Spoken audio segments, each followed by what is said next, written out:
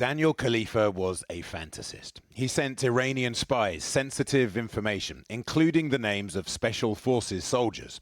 But he tried to pass himself off as a double agent and was caught in a delusional trap of his own making.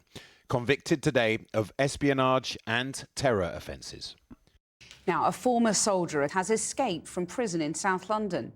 This is an escape as audacious as it is embarrassing. Wandsworth Prison, September last year. Daniel Khalife, in the blue T-shirt, was already awaiting trial, accused of spying for Iran. He calmly pulls a trolley to the food truck.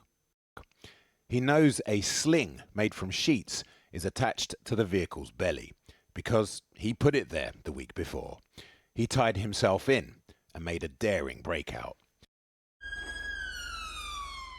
Cue a high-profile manhunt. CCTV shows him shopping for clothes, eating in McDonald's, even reading headlines about his own escape. The police searched for 4 days before he was spotted by an officer, chased and pulled off his bike, sweaty and dishevelled. How did it come to this? Daniel Khalife signed up age 16. He then joined the Royal Corps of Signals, the Army's electronic warfare and communications wing.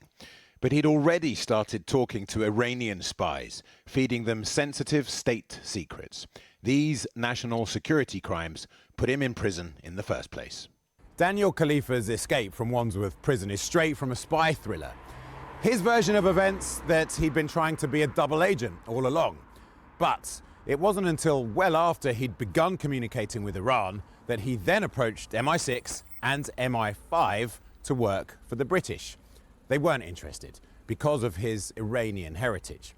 Police believe Khalife's fantasy amateur espionage was a thin excuse for actively helping a hostile foreign power.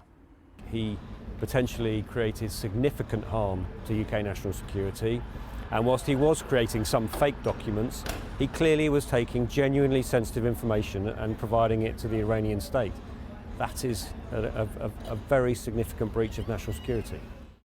When police seized Daniel Khalife's phone, they found WhatsApp messages to an Iranian intelligence officer who used the name David Smith. Agent Smith told Khalife, "We'll pay you what you want in our country," saying, "We look forward to seeing you in Tehran, pal." Another said, "We can work together a lot of years," to which Khalife replied, "Absolutely. I won't leave the military until you tell me to." In 2019, Khalife picked up £1,500 from his Iranian handlers in a London park, with the cash stashed in a dog poop bag. Phone pictures found later showed him posing with said bag, casually poking from his pocket. In 2020, Khalife met his handlers in Turkey to give them info on internal military systems which could identify serving British soldiers. Khalife's actions caused concerns at the highest levels.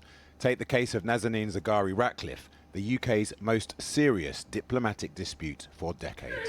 In 2021, Khalife sent Iranian agents a fake document titled Zaghari-Ratcliffe Intel Options. Prosecutors said it endangered her life. Come last summer, Daniel Khalife was in jail alongside serious offenders and in too deep.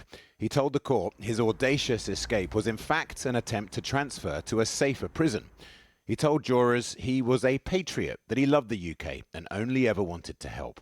He also claimed it was a waste for someone with his skills to be in prison. But his own lawyer told the court he was more Scooby-Doo than James Bond. Today, Daniel Khalife was found guilty of spying.